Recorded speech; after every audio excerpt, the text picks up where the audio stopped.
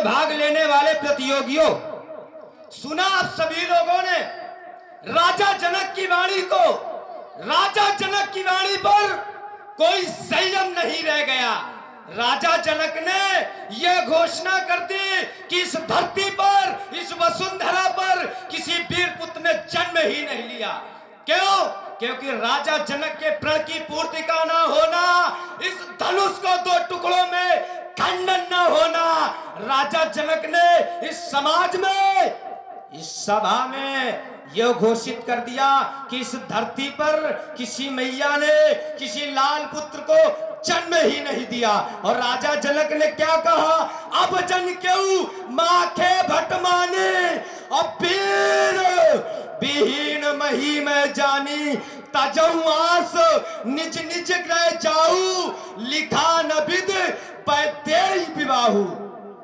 वीरों को भगाया जा रहा है, वीरों को अपने दरवाजे पर अपमानित किया जा रहा है। अरे राजा जनक, इसमें गलती वीरों की नहीं, इसमें गलती आपकी है। आपने जिस समय अपने बंदियों से कहा था कि मेरे प्रण की घोषणा सारे समाज में घोषित कराई जाए, कहा न बजाई कहाउपन मोरा, चले भाट ये हरिस न थोड़ा। और गलती आप वीरों को बतला रहे राजन, गलती आपकी है। जिस समय आपके बंदियों ने प्रण सुनाया तो क्या वीरों को प्रण सुनाया गया? निष्कर्ष प्राप्त हुआ कि नहीं सुनाया गया। प्रण किसे सुनाया गया? बोले बंदी वचन मर सुनाऊ सकल महिपाल। जो ये प्रण है महिपालों को है, जो ये प्रण है नेपालों को है, जो ये प्रण है इन राजाओं को है। जब प्रण राजाओं को है, जब प्रण महिपालों को है, जब प्रण नेपालों को है, तो अपमान फिर वीर किए जा रहे हैं।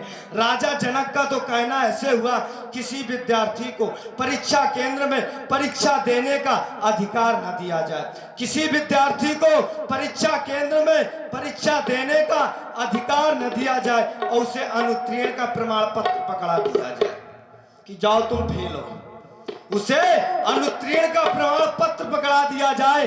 अरे राजा जनक, तुम्हें अगर हमें उत्तीर्ण ही करना था तो एक बार इस मैथिल प्रतियोगिता में भाग तो ले लेने देते, कम से कम मौका तो देते, लेकिन मौका है नहीं और अपमान के ऊपर अपमान किए जा रहे हैं। अरे राजन, यदि आपका कथोचित कहता है इस धरती पर किसी वीर पुत्र ने जन्म नहीं लिया, तो मेरा भी कथन कहता है यदि वीर न होंगे इस धरती पर तो इस धरती माँ का क्या होगा? यदि वीर न होंगे इस धरती पर तो इस भारत माँ का क्या होगा? और फिर परदेसी राजा करे राज तो इस भारत माँ का क्या होगा? यदि छोटी छोटी नदियां और बड़े बड़े नाले पाप धोवे, यदि छोटी छोटी नदियां और बड़े बड़े नाले पाप धोवे, तो उस गंगा माँ का क्या होगा? और फिर परदेसी राजा करे राज तो इस भारत माँ का क्या होगा? और आप कहते हैं इस धरती पर वीर नहीं है। क्या एक पिता का अधिकार यही होता है कि एक प्रण रख दिया जाए और अपने पुत्री का विवाह कर दिया जाए? क्या राजा जनक ने वर देखा? क्या राजा जनक ने कुल देखा? क्या राजा जनक ने परिवार देखे? क्या राजा जनक ने गोत्र मिलाए? और कुछ नहीं, ना तो गोत्र मिलाए, ना परिवार देखे, ना वर देखा, और कह दिया इस धरती पर किसी वीर पुरुष ने जन्म ही नहीं लिया। हे रघुनाथ, हे दीनानाथ, उठो प्रभु, उठो प्रभु, उठो राम, अग्रज सुनकर जनक की कातरवानी। उठो प्रभु, उठो राम, अग्रज सुनकर जनक की कातरवानी।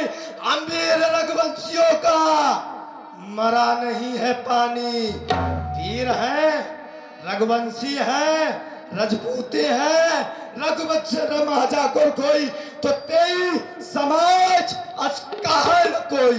जिस समाज में, जिस सभा में हम रघुवंशियों का एक अंश उपस्थित हो, वो समाज और वो सभा वीर विहीन नहीं कहलाती। उठो प्रभु, उठो दीनानाथ, सुना अपने राजा जनक की वाणी को।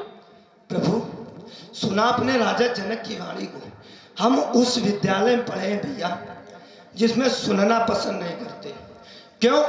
क्योंकि सुनने वाला कभी काम ही नहीं किया। सुने को, अरे सुने वो जो मुर्ताद बैठे हो, अरे सुने वो जो राजपूती पेट बैठे हो। हम क्षत्रिय हैं, मर सकते हैं, पर अपने स्वाभिमान पर उंगली उठते देख नहीं सकते। उठो प्रभु, उठो दीनानाथ, जो तुम्हारे अनुशासन पाऊं। यदि आपका आदेश प्राप्त हो जाए तो ये धनुष जो तुम्हारे अनुशासन पाऊं, कंधे क्यों ब्रह्मांड उठाऊं, काचे घट जिम डारो फेरी, सकाऊं बेर मूलक जिम तोड़ी। तो प्रताप महिमा भगवाना, को बाकुरो पिना पुराना, आज तोड़ो छत्रक दंड जिमे, तो प्रताप बल्लो, तान करो पुष्पसबत, कर्ण धरो धनुष, कर्ण धरो धनुष, कर्ण धरो धनुष। लखर्ष को